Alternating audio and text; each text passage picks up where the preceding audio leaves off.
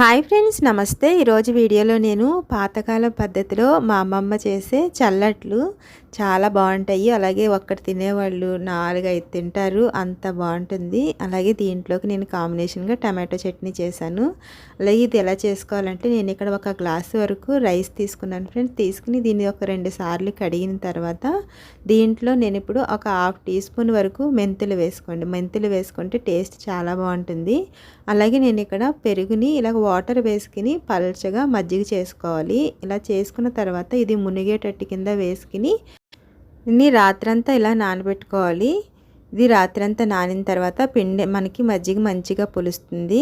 చూడండి, నేను తెల్లారి బ్రేక్ఫాస్ట్ కోసం అని చెప్పి చేసుకుంటున్నాను ఫ్రెండ్స్. ఇలాగ చూడండి, మంచిగా నాని కదా.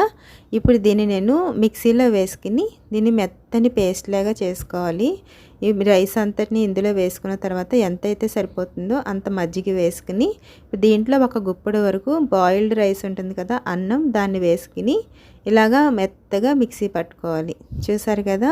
ఇప్పుడు దీన్ని మనం మూత పెట్టుకుని ఒక 10 నిమిషాలు పక్కన పెట్టుకుని మనం టమాటో చట్నీ టేస్టీగా ఎలా చేసుకోవాలో చెప్తాను ఫ్రెండ్స్. ఇలాగా ఒక స్పూన్ వరకు ఆయిల్ వేసుకుని, అలాగే ఒక స్పూను పచ్చెనగపప్పు, అలాగే మినపప్పు ఒక స్పూన్ వేసుకుని కొంచెం ఫ్రై అయిన తర్వాత పచ్చిమిర్చి అలాగే ఎండుమిర్చి కూడా వేసుకున్నాను. ఒక ఆనియన్ని ఇలా కట్ చేసుకుని వేసుకోండి. అలాగే ఒక 2 టమాటోస్ని కూడా ఇలా వేసుకున్న తర్వాత ఇవి కొంచెం ఇలాగ మూత పెట్టుకుని మగ్గించుకోండి. కొంచెం మగ్గిన తర్వాత 1 ఇంచు అల్లం, అలాగే సరిపడినంత సాల్ట్ వేసుకుని ఇదంతా ఇందులో వాటర్ అంతా పోయే వరకు దీన్ని ఇలాగా మగ్గించుకోవాలి. ఇలా మగ్గిన తర్వాత చల్లారిన తర్వాత మిక్సీలో వేసుకుని ఇలాగా మెత్తగా మిక్సీ పట్టుకోండి. తర్వాత దీన్ని ఇలాగా తాలింపు చేసుకోండి. టమాటో కచ్చప్ కన్నా చాలా టేస్టీగా ఉంటుంది. ఇప్పుడు దీన్ని మనం పక్కన పెట్టుకుని ఒకసారి మనం చల్లట్లు వేసుకుందాము.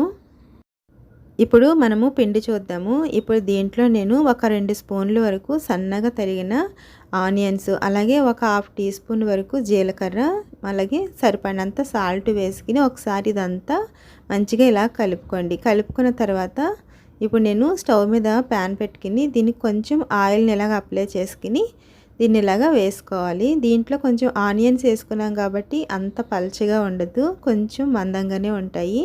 ఇవి మనకి స్పాంజ్ దోశలా ఉంటాయి. ఇలా మూత పెట్టుకుని ఇలాగ తర్వాత కొంచెం డ్రై అయింది కదా. ఇప్పుడు దీని మీద కొంచెం ఆయిల్ని ఇలా వేసుకోండి. వేసుకున్న తర్వాత ఒకసారి ఇలా టర్న్ చేసుకుని ఇలాగ ఫ్రై చేసుకోవడమే. చూసారు కదా ఫ్రెండ్స్, మన ఛానల్లో చాలా ఇన్స్టెంట్ బ్రేక్ఫాస్ట్లు ఉన్నాయి.